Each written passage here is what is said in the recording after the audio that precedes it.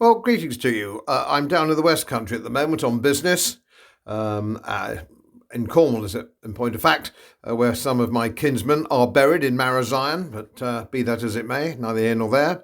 And I'm doing some research as well as perhaps looking at some investment side of life, but again, that's neither here nor there. The point I'm going to make today is I've been speaking to lots of business people, small companies, engineering companies, Newlyn, some of the fish market people in Newlyn, so on and so forth. Just trying to get a handle on things as I do from the grassroots, because you can only go so far with statistics. Sometimes you need to actually get on the ground and speak to people and find out what's going on, and that's what I've been doing. And I thought I'd share this with you. The employers' national insurance stamp, which of course we all know has gone up under Rachel from accounts, she's been pumping that up. It's become more expensive now to employ people. Employing people was getting more and more expensive in any event. What with maternity leave, paternity leave, bereavement leave, pensions, minimum wages, and so it goes on. Small, medium-sized companies and very small companies, medium-sized companies are struggling. They are struggling. Now, it's interesting when I was talking to these people in the last few days down here, and I intend to speak to more people as I go through the country.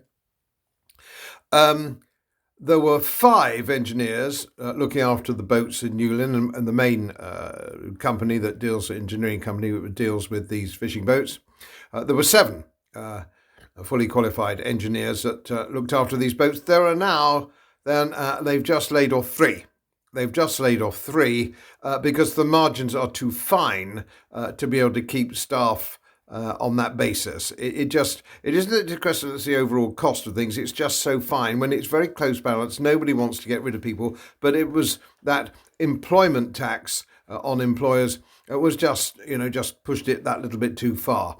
And on the fish market, I spoke to a lady there, very nice lady. I was buying a nice piece of hake fillet, very nice too, very fresh. I spoke to her. She's just been had 8 hours lopped off, and she said the town is suffering from this at the moment.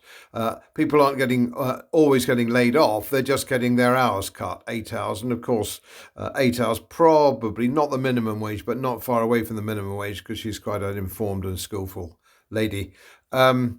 She's lost eight hours, so she's losing whatever you like to call it, 80 quid a week. She's lost 80 quid a week. Well, people just can't afford that, and it's in a tax. And as I've said before, it goes into the government's pocket and they send it abroad. It's not for schools or roads or potholes, all these things. They send it away. It's criminal. It's criminal. And just very quickly, I introduce you to those of you who have not heard of him. Frederick Bastiat, who was a French historical economist in the last century, who came up with the wonderful theory of the unseen in an economy, the unseen. Now, I'm just speaking to people who have been laid off or people who've had their hours cut. But what is not so easy to spot is people or companies or small companies who will now not employ anybody else. So it's unseen. It's the people who otherwise might have been employed who will no longer be employed, which you can't actually trace. It's a very difficult game. So the incompetence of this government thinking that a tax on employers employing people wasn't going to affect employed people. How just dumb are they? How stupid are they? And it comes back to the same thing, and I've said it before, none of them have run so much of a bloody whelk stall in their lives. They don't understand it. It's a shambles. And I stick to my hypothesis, they will bankrupt this country by Easter of 2026. That's my prediction. And I hope I'm wrong, which is rare, isn't it? As most of you know, my work is very heavily independently research-based. And I get my information from all over the world. It would help if you press the subscribe button and the little bell next to it, because the more subscribers I have, the more likely it is that international independent research institutes will share their material with me.